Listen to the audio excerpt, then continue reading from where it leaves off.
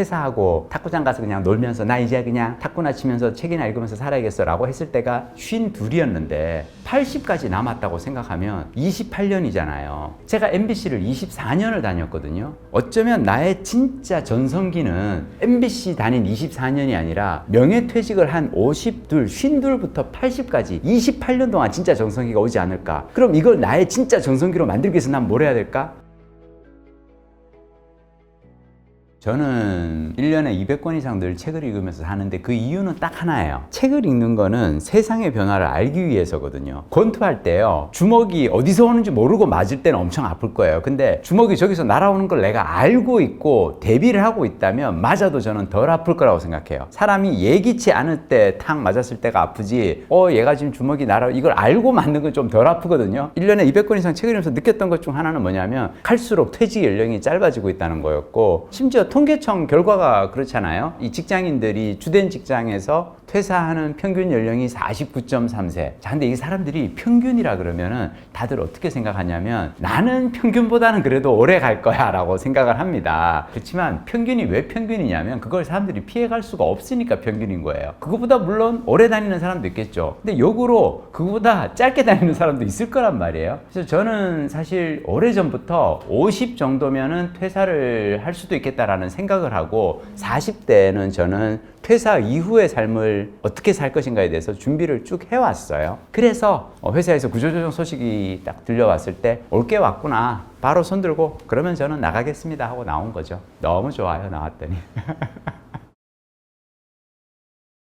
다 반대하죠. 예, 뭐 가족, 회사 동료들 모두가 다 막았습니다. 심지어 그때 사장님이 불러서 너 나가라고 명예퇴직 제도 시행하는 거 아니야, 왜 나가니라고 하는데 제가 사장님을 설득을 했어요. 제가 보내주셔야 됩니다라고 얘기를 했었고요. 제가 딸이 둘이 있는데 나중에 딸들 다 커서 이렇게 결혼식하고 그럴 때 아빠가 MBC 무슨 국장 이래가지고 이제 좀 약간 그 신부 측 이렇게 아버지의 어떤 뭔가 좀 이런 그게 좀 있어야지 아빠가 이렇게 퇴사하고 이렇게 쭈그러져가지고 이렇게 백수면은 좀 볼품이 없지 않느냐, 뭐 그런 얘기를 하길래 내가 그랬어요. 우리 딸이 아직까지 대학생이고 연애도 아직 안 하고 있고, 근데 얘가 언제 결혼을 하고 식을 언제 할지 내가 모르는데 그 불확실한 미래를 위해서 하루하루 나의 삶을, 불행을 내가 견뎌야 할까? 자, 구조조정이 뭐냐면요, 사람들이 구조조정을 잘 이해를 못하는데 회사에서 구조조정 하겠습니다라고 직원에게 통보를 하잖아요. 안 나갈 수 있어요. 명예퇴직을 선택할 수 있고 안 나갈 수 있거든요. 안 나가면 어떻게 되냐면 그 다음부터는 회사가 주는 일은 어떤 업무가 되든 어떤 인사 발령이 됐든 어떤 불이익이든 내가 감당하겠다는 거예요. 회사가 구조조정 하겠습니다, 나가주세요 라고 했는데 나갈 애들만 나가고 안 나간 애들은 그럼 여러분들은 그냥 지금처럼 쭉 다니세요 이렇게 하면은 나간 애들만 바보죠. 나가는 사람들 왜 나가겠어요? 있어봤자 좋은 꼴 못 보겠다 싶은 건데, 자, 제가 얘기하는 건 뭐냐면 저는 그 전에 회사에서 험한 꼴을 좀 당했었어요. 회사가 나를 힘들게 하려면 작정하고 사람을 어떻게 괴롭힐 수 있는가를 나는 겪어봤고, 그 확실한 불행을 나는 다시 겪고 싶지가 않았다고요. 먼 훗날에 뭔가를 위해서, 근데 심지어 딸들이 결혼 안 하면 내가 나중에 나이 70이 얼마나 억울할까? 나는 딸들 결혼식장에 그냥 MBC 국장이라는 타이틀 하나 달겠다고 내가 회사를 하루하루를 그 이 수모와 모멸감을 견디면서 다녔는데 어느 날 가만 생각해보니까 우리 딸들이 결혼 안 했네? 라고 하면 어떨까? 저는 인생은 되게 심플해요. 내가 견딜 수 있는 것은 견디고 견딜 수 없는 것은 그냥 깔끔하게 전 여기까지 할게요 하고 나올 수 있는 것도 전 되게 필요하다고 생각합니다. 무책임한 가장이야 라고 해서 할 말 없어요. 근데 저는 다만 그 얘기는 드릴 수 있어요. 가장으로서 가족들의 어떤 생계나 이런 데 전혀 불편함이 없게끔은 해놓았기 때문에 그 선택을 하는 데 있어서 크게 어떤 어려움은 없었어요. 저는 20대에 통역사로 일을 하면서 번역, 통역 같은 거 하면서 깨달은 게 뭐냐면 세상 모든 일은 해석하기 나름이라는 거예요. 부정적으로 해석하느냐, 긍정적으로 해석하느냐. 제가 한때 회사 생활하다가 이 정직 6개월이라는 그 중징계를 받은 적이 있거든요. 회사에서는 저를 벌이라고 줬는데 저는 그걸 선물로 받아들였어요. 6개월에 무급 휴가가 나왔구나. PD들은, 잘 나가는 PD들은요, 휴가 쓰기가 힘들어요. 계속 일이 해야 되고, 일 나가야 되고, 막 그래야 되니까 촬영 나가야 되고 그러니까 휴가를 가고 싶어도 못 가는데 다른 사람들은 나는 정직 6개월이라는 귀한 선물을 받은 거잖아요. 저는 구조조정도 마찬가지라고 생각했어요. 회사에서는 정리해고라고 이제 저를 내보냈지만 그 시절에 제가 이렇게 읽은 재테크 관련해서 책 중에서 파이어족에 대한 책들이 많았거든요. 파이어, F-I-R-E, Financial Independence, Retire Early. 아마 하와이 대저택님 강의를 보시는 분들은 이미 파이어족에 대해서는 많이 알고들 계시고 꿈꾸시는 분들도 계신데 저는 그 책을 읽으면서 깨달은 게 아니 요즘 젊은 사람들은 재정적 독립을 얻어서 빠른 시일 내에 은퇴하는 것, 퇴사하는 것이 꿈이라잖아요. 그게 파이어족들의 목표인데 그러면 나는 쉰 언저리에 회사에서 정리해고 당한 사람이 아니라 파이어족의 꿈을 이룬 사람이구나 라고 생각하기로 했어요. 똑같은 것을 내가 회사에서 쫓겨났다라고 생각하고 부정적으로 생각하면 사람이 우울해지죠. 그게 아니라 요 똑같은 사안을 내 발로 걸어 나왔다 라고 생각하면 행복하고요. 그리고 직장 생활을 여러분들이 좀 더 공격적으로 했으면 좋겠어요. 방어적으로 한다는 건 뭐냐면 회사에서 주는 업무 받아서 하고 회사에서 이리 가라면 이리 가고 저래 그게 아니라 내가 회사를 파이어 하겠어, 내가 해고하겠어 라는 생각으로 니들이 나 자르기 전에 내가 니들을 먼저 자르겠어 라는 생각을 하고 나와서 그 다음에 내가 어떻게 살 것인가를 새로운 길을 찾아볼 수도 있지 않을까. 근데 저는 50이 그 되게 좋은 시절이라고 생각했던 게 솔직히 저는 지금 제가 52에 나오고 나서 매년 한 권씩 책 쓰고 막 1년에 100회, 200회씩 강연 다니고 유튜브 촬영 다니고 막 이러거든요. 이건 내가 50대 아직 힘이 있으니까 이걸 하는데 내가 만약 60 넘어서 정년퇴직하고 나와서 하면은 이게 가능할까? 역으로 생각해요. 제일 좋은 거는 재테크에서 제일 좋은 거는 여러분이 주된 직장에서 오래 다니는 게 제일 좋아요. 국민연금 수령 기간을 늘리고 그리고 퇴직연금을 많이 붓고 오래 다니면 좋죠. 근데 그러지 못할 어떤 상황이 되었을 때 그것을 너무 부정적으로 나는 정년퇴직까지 다 채우지 못하고 겨우 48에 52에 나는 잘렸어 라고 이렇게 우울해 하실 게 아니라 이걸 나는 내 인생의 새로운 어떤 인생 이모작을 하는 발판으로 삼고 기회로 삼아 보겠다. 긍정적으로 해석하시기를 바랍니다. 정말 좋은 질문입니다. 제가 이 질문에 답하기 위해서 새로 책을 한 권 냈습니다. 그 책의 제목이 월급 절반을 재테크하라. 이 제목 제가 딱 받아들고 또 욕 엄청 먹겠구나 라고 생각을 했습니다. 어떤 댓글이 달릴지 눈에 선해요. 급여 통장은 그냥 월급 받으면 이렇게 스쳐 살아가고 마이너스만 안 나도 다행 아니야? 무슨 절반을 재테크를 하래 라는 원성이 자자하게 들려올 것 같은데 근데 저는 인생을 행복하게 사는 저만의 비법은 저는 그거거든요. 급여의 절반을 재테크하는 거예요. 저는 술, 담배, 커피 하지 않아요. 취미가 도서관 가서 책 읽는 거고 서울 둘레길 걷는 거고 한강에서 자전거 타기예요. 다 돈 한 푼 들지 않는 취미죠. 자, 취미 생활에 지출을 전혀 하지 않으니까 저축을 하는 게 쉬워지더라고요. 제가 왜 이런 습관이 생겼냐면 첫 직장에서 영업사원으로 일을 했는데요. 생각해봐요. 내가 대학 다닐 때 집에서 용돈 30만 원, 40만 원 받아서 80년대 생활하다가 첫 직장 들어갔더니 92년에 첫 직장에서 월급이 80만 원이 나왔거든요. 그럼 나의 용돈이 갑자기 2배가 된 거잖아요. 자, 여기서 중요한 게 많은 사람들이 학교 생활하다가 직장에 들어가면 그 급여에 이제 이 뽕에 취해가지고 그만큼 소비폭을 늘리거든요. 아니에요. 저는 생활은 그대로 했어요. 직장 들어가서도 대학생 때 했던 것처럼 도서관 가서 책 읽고 한강 자전거 타고 취미생활 똑같이 하고 그러면 남는 돈 절반은 뭘 하느냐 월급 받은 바로 다음날 저축부터 하는 거예요. 그리고 남은 돈으로 생활을 했어요. 한 2년을 그렇게 했더니 자 매달 월급의 절반을 저축을 했잖아요. 2년 지나니까 1년치 연봉이 딱 모인 거예요. 근데 그 시절에 그 회사에서 제가 참 힘든 일을 많이 또 겪었습니다.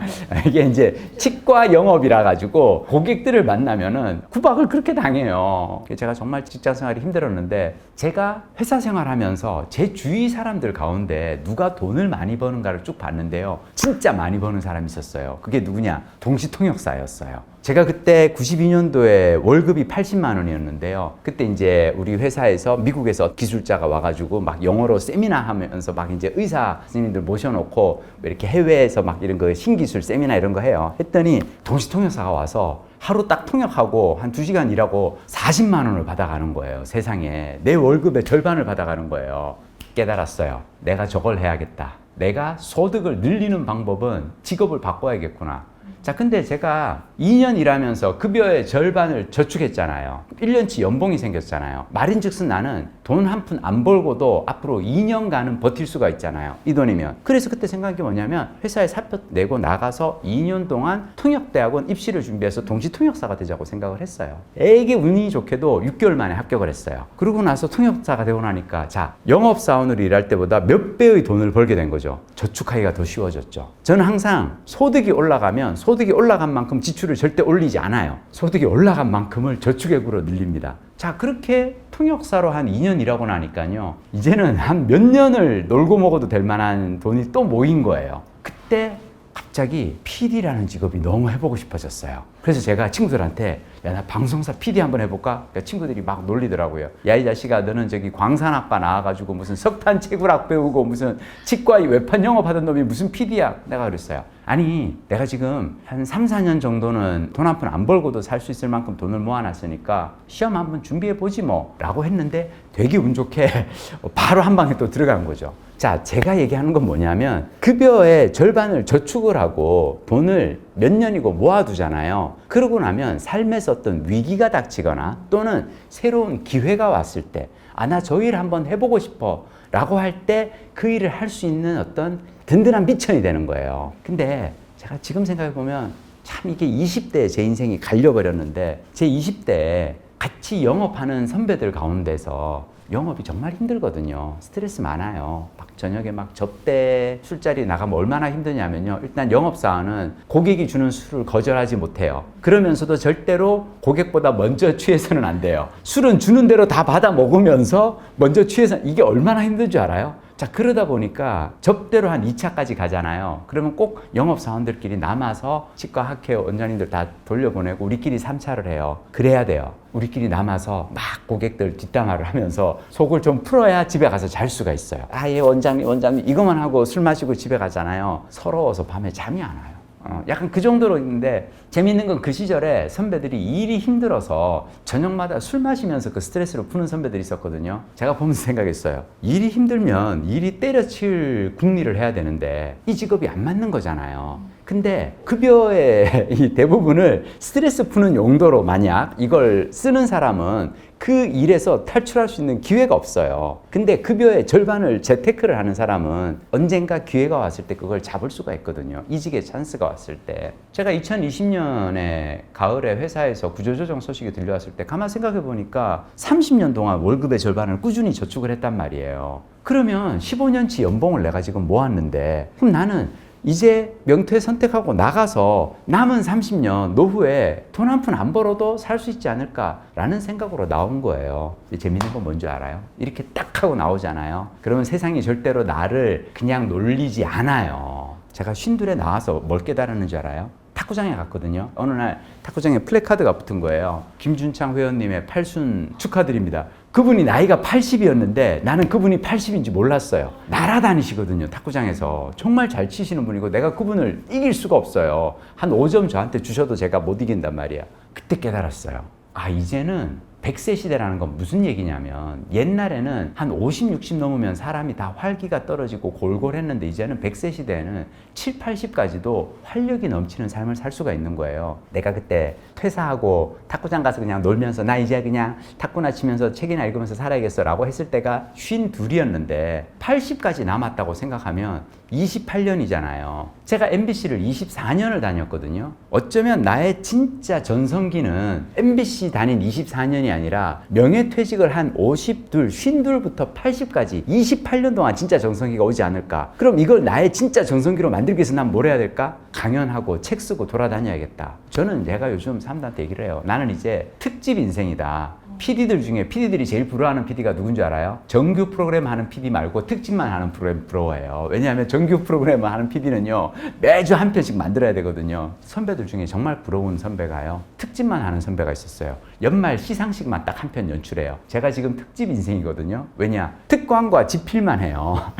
특강, 집필. 자, 강연과 책을 쓰는 거 둘 다 언제 하냐면 내가 내킬 때 해요. 남은 때는 그냥 여행하고 놀러 다니고 운동하고 놀다가 시간이 좀 맞으면은 특강 나가고 책 쓰고 그러는 거예요. 이렇게 살 수 있는 계기가 뭐였느냐? 52에 명퇴를 선택했기 때문이에요. 그리고 명퇴를 선택할 수 있는 이유는 뭐예요? 급여의 절반을 평생 재테크 했기 때문이에요. 모으셨으면 좋겠어요. 그게 행복하게 살 수 있는 방법입니다. 제가 좋아하는 라틴어 표현 중에요. Dum spiro spero, 숨쉬는 한 희망이 있다라는 말이 있거든요. 저는 이 말을 진짜 좋아해요. 그러니까 우리가 살아있는 동안만큼은, 내가 살아만 있으면 기회가 있다는 뜻이잖아요. 제가 블로그에 아침에 이제 들어가서 확인을 했더니 블로그에 2010년도에 만들고 한 그동안 2,800편 정도 글을 썼더라고요. 독서, 여행, 건강, 재테크, 다양한 주제에 대해서 제가 15년 넘게 글을 쓰고 있는데, 그리고 그 글들을 바탕으로 매년 한 권씩 책을 내고 있고요. 그러니까 지나고 보니까 저는 사실은 글쓰기가 저한테는 최고의 노후 대비였어요. 왜냐하면 제가 요즘 이제 다양한 곳에 가서 강의를 하거든요. 어떤 강의 주제가 들어와도 저는 다 강의를 할 수가 있어요. 그러니까 뭐 창의성에 대한 강의라든지 소통법에 대한 강의, 노후 대비, 뭐 인생이 뭐자, 어떤 주제가 들어와도 2,800편의 글을 쓰다 보니까 그 중에 내가 안 건드린 주제가 없는 거예요. 개인적으로 저는 양질 전환의 법칙을 믿습니다. 그러니까 많이 쓰다 보면 양이 넘치면 언젠가 질적인 변화가 일어난다고 생각해요. 그러니까 제가 숨쉬는 한 희망이 있다고 생각하는 건 뭐냐면, 언젠가 나는 노후에 작가가 될 거야. 그러면 친구들이 다들, 야, 너는 공대 나왔고 뭐 너 그렇게 글 그렇게 그닥 잘 쓰는 것 같지 않던데, 그래서 내가 작가가 되는 게 꿈이라고 얘기하는 거야. 지금은 내가 글을 못 쓰지만 언젠가 나는 글을 잘 쓰는 사람이 되고 싶어. 못하는 사람이 잘하는 방법은 아주 간단해. 매일 꾸준히 하면 돼. 매일 꾸준히 쓰면은 매년 한 권씩 책을 내다 보면 그 중에 한 권은 베스트셀러 얻어 걸리기도 하고 그러겠지. 물론 아직도 많이 부족합니다. 더 성장할 여지가 있다고 생각하고요. 그러기에 저는 오늘도 책을 읽고 글을 씁니다. 저는 이게 너무 좋아요. 부족한 사람으로 태어나서 부족한 사람으로 살아가기 때문에 앞으로 점점 더 나아질 수 있는 희망이 있다는 거. 내가 아마 글쓰기의 천재였으면 저는 지금 이렇게 열심히 안 살았을 것 같아요. 책을 고를 때 두 가지 기준이 있습니다. 재미와 의미. 근데 저는 이 둘 중에서 먼저 재미를 항상 선택합니다. 제가 어렸을 때 1990년에 울산 남부 시립도서관에서 다독상을 받은 적이 있는데요. 그때 제가 1년에 200권을 읽었거든요. 그러면 와, 대학교 때 1년에 200권 읽었으면 와, 대단하다라고 하는데, 실은 그때 읽은 그 200권 중에 50권이 그 김용의 무협지였어요. 영웅문.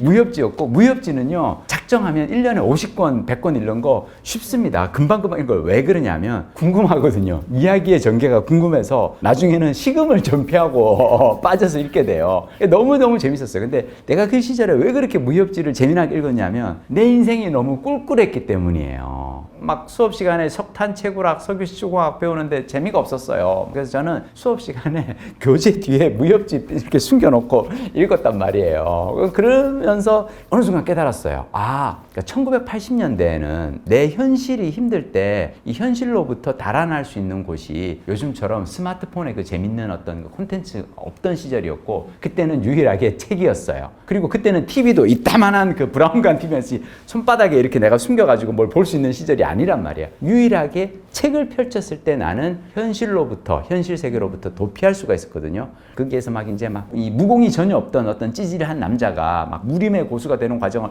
막 흥미진진하게 읽다가 어느 날 가만 깨달았어요. 책은 정말 재밌게 술술 넘어가는데 내 삶에는 전혀 변화가 없는 거예요. 그러니까 나는 지금 삶으로부터 도피만 하고 있구나. 현실에서 도피를 하고 있지 내 인생은 이런다고 변할 게 없네. 그 순간 깨달았어요. 나는 현실에서 내가 성장하는 캐릭터가 되고 싶다. 현실에서 나의 무공을 키울 수 있는 방법이 없을까? 그러니까 뭐 현실 세계도 구음진경 같은 그런 무림 비급이 있지 않을까 찾아봤어요. 도서관에 갔더니 많더라고요. 자기계발서들. 그래, 이 자기계발서를 읽고 이 자기계발서에서 시키는 대로 삶의 기술을 하나하나 내 걸로 만들어 나가면 언젠가 내가 현실에 존재하는 그런 고수가 되지 않을까라고 생각을 했고, 처음에는 재미로 소설을 읽기 시작했다가 그 다음부터는 삶의 의미를 찾아주는 책을 이제 읽기 시작했고요. 하와이 데저텍님의 책 더 마인드도요, 어떻게 보면 무협 소설이에요. 평범한 월급쟁이가 어느 날 이제 매달 이 연봉보다 더 많은 돈을 세금으로 납부하는 고액 납세자로, 즉 재테크의 고수로 성장하는 이야기잖아요. 저는 하와이 데저텍님 이렇게 영상 볼 때마다 무슨 생각이 드냐면은 이렇게 무림 고수들이 뒤에서 이렇게 운기조식하는 거 있어요. 이렇게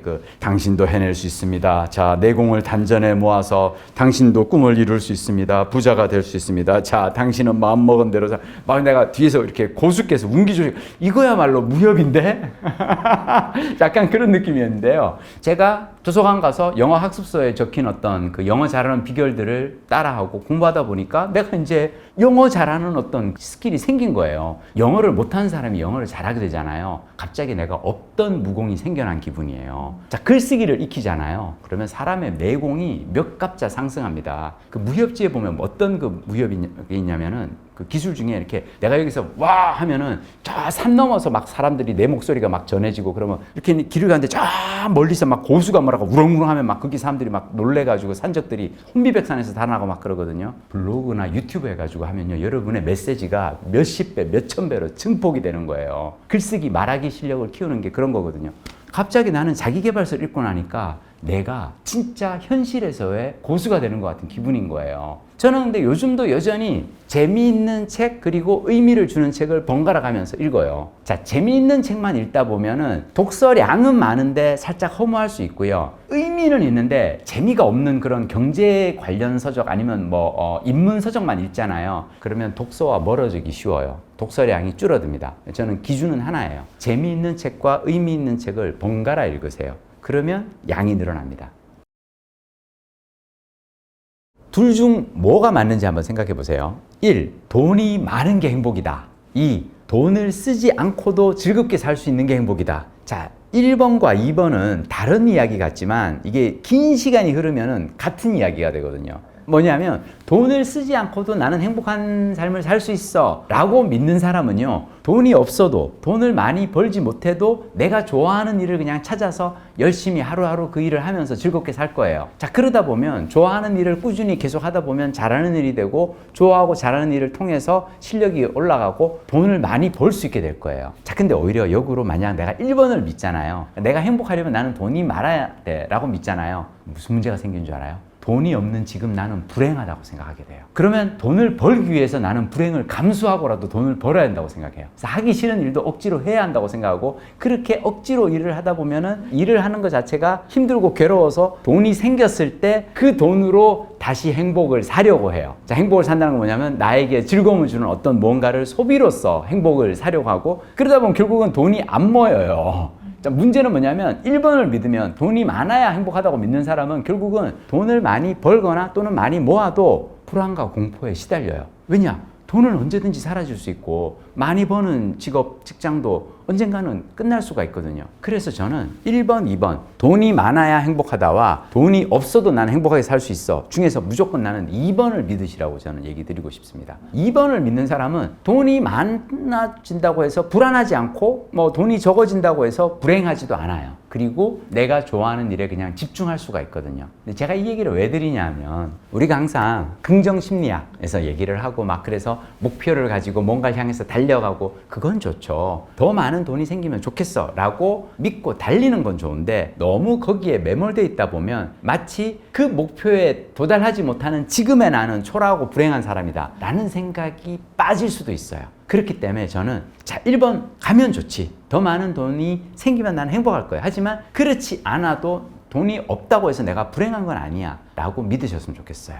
그래야 내가 하고 싶은 일, 좋아하는 일을 찾을 수가 있고요. 특히 이제는 우리가 평생 직업을 찾을 때 있어서 제일 중요한 자세는 돈이 많이 되는 일을 찾는 게 중요한 게 아니라요. 내가 좋아하는 일, 잘하는 일을 찾는 게 중요하거든요. 그게 훨씬 더 오래 가요. 만약 어떤 일인데 돈이 많이 벌리는 일이잖아요. 그 일은 조금 있으면은 경쟁이 치열해질 거예요. 야, 유튜브 했더니 돈 좀 번다더라. 엄청나게 많은 사람들이 들어올 거예요. 그게 아니라 구독자 수 얼마 안 나와도 구독자 수가 적어도 나는 이 일을 하면서 나는 즐거워. 난 내가 좋아하는 일이니까 계속 할 거야. 라고 하는 2번의 자세가 저는 맞다고 생각합니다. 그게 오래가는 행복을 보장해 줄 거라고 생각해요. 그래서 지금 부모들의 가장 큰 문제는 뭐냐면 나 같은 내 또래 부모들은 뭐냐면 애들이 아빠 나는 내가 하고 싶은 일을 하고 싶어 라고 할 때 넌 나는 내가 뭐 하고 싶은 일을 해서 내가 니들 그나마 키우고 집 마련하고 이런 거 같으니 아니야. 우리 때는 그냥 내가 항상 얘기를 해요. 우리는요 이주노동자들이에요. 우리는 1960년대 70년대 한국이 가난하던 시절 1인당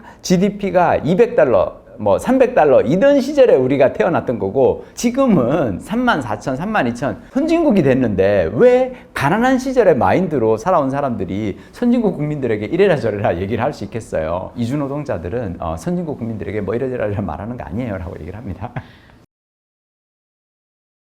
제가 이제 회사에서 사장님들에게 발칙한 놈으로 찍히고 나서 이제 고난과 시련을 겪다 보니까 어떤 게 생겼냐면 회사에서 전혀 내가 원하지 않는 업무를 나에게 맡기고 그래서 나는 야간 이 교대 근무를 하면서 야간 교대 근무 진짜 힘들어요. 오후 5시 반에 출근해서 다음날 아침 7시 반에 퇴근을 하는데 그러면 한 새벽 2시 반, 3시 반 정도에 이제 방송이 한번 끝나요. 그러면 잠깐 1시간에서 1시간 반 정도 자요. 그 숙직실에서 1시간 반을 딱 자고 알람 맞춰놓고 일어나야 돼요. 왜냐하면 내가 안 일어나면 애국가가 안 나와요. 그 새벽 4시 반에 MBC 애국가 있잖아요. 그 애국가를 트는 사람이 나예요. 그리고 그 애국가 나오고 나서 바로 이제 오늘의 방송 안내 이런 거 그 자막을 내가 친단 말이에요. 내가 쳐서 이걸 해야 되는데 진짜로 사람이 새벽 2시 반까지 일하다가 1시간 딱 자고 일어나잖아요. 그러면 머리가 진짜로 그 망치로 두드리는 거 누가 들으면 깨질 듯이 아파요. 왜냐하면 내 몸이 나에게 하는 얘기는 그거예요. 너 지금 일어나면 안 돼. 너 지금 일어나면 죽어. 너 죽어. 와. 그 시절에 교대 근무를 하는 사람들은 건강검진 회사에서 좀 더 빡세게 합니다. 왜냐하면 이게 야간 근무가 암 발병 원인 중 하나거든요. 잠 안 자고 일하는 게. 그때 제가 제일 겁이 났던 게 뭐냐면 나 이렇게 일하다가 죽는 거 아니야? 일하다가 죽을까 봐 진짜 무서웠어요. 얼마나 억울하겠어요. 은퇴를 하고 나서 세계 일주도 가보고 막 뭐 좋아하는 책도 읽고 영화도 실컷 보고 공연도 보러 다니고 막 뉴욕에 가서 브로드웨이 뮤지컬도 보고 이런 걸 해보고 내가 죽어야지 일만 하다가 퇴사하기 전에 죽는 건 얼마나 끔찍하냐고요. 그래서 저는 그때는 일하다 죽는 게 최고의 공포였는데 지금은 제가 이제 퇴직하고 나서 코로나 끝나고 나서 제일 먼저 이제 했던 여행이 미국 가서 이제 뉴욕에 가서 이제 브로드웨이 뮤지컬 해밀턴 막 이런 뮤지컬 보고 막 올랜도 가가지고 이제 그 디즈니랜드 유니버설 스튜디오 막 이런 데 딱 놀러 다니고 이렇게 하고 나서 놀 만큼 놀았어요. 그러고 나서 요즘은 책 쓰고 강연 다닌단 말이에요. 근데 나는 이 일이 너무 재밌거든요. 특강과 집필을 하는 특집 인생. 난 이 일을 오래오래 하고 싶어요. 그래서 심지어 내 꿈은 뭐냐면 건강이 허락하는 날 죽을 때까지 일하는 게 내 꿈이에요. 이렇게 재밌는 일을 미리 그만두고 싶지가 않아요. 내가 할 수만 있으면 계속 할 수 있잖아요. 오늘만 해도 그래요. 제가 지난번에 하와이 데즈텍 영상 찍고 나서 너무 좋았던 건 뭐냐면 하와이 데즈텍 영상의 이 구독자분들은 저하고 결이 비슷한 거예요. 제가 자기 개발을 주제로 하는 강연을 다니면은 그 강연을 들으러 오시는 분들이 자기 개발에 관심이 많으시니까 이분들이 다 하와이 데즈텍의 구독자들이더라고. 그래서 PD님 영상 잘 봤습니다. 제가 느꼈어요. 와, 이제 나는 내가 좋아하는 이야기를 하고 그 이야기를 들어주시는 분들, 좋아하시는 분들을 만나서 계속 일을 할 수 있겠구나. 이거는 나는 몇 살이 되더라도 하고 싶어요. 이제는 진짜로 죽을 때까지 일하는 게 꿈이 됐다니까요. 근데 이 두 가지의 차이는 뭐냐? 회사에서 시키는 일을 하느냐, 내가 하고 싶은 일을 하느냐, 이 두 가지 차이고요. 저는 그래서 100세 시대에는 우리가 결국은 해야 될 게 여러분이 나이가 30이건 40이건 아니 지금 60이어도 마찬가지예요. 여러분 60이어도 어차피 90, 100까지 사셔야 되니까 10년 후 70, 80에 어떤 일을 하면서 나는 즐거울 것인가 계속 생각하면서 사셨으면 좋겠습니다. 고민해 보세요. 근데 여러분은 일단 잘 하고 계세요. 일단 하와이 데저텍 님의 영상을 보고 있다는 것은 뭔가 꿈을 찾아서 그걸 이루기 위한 어떤 뭔가 동력을 찾고 있다는 거니까 잘 하고 계세요.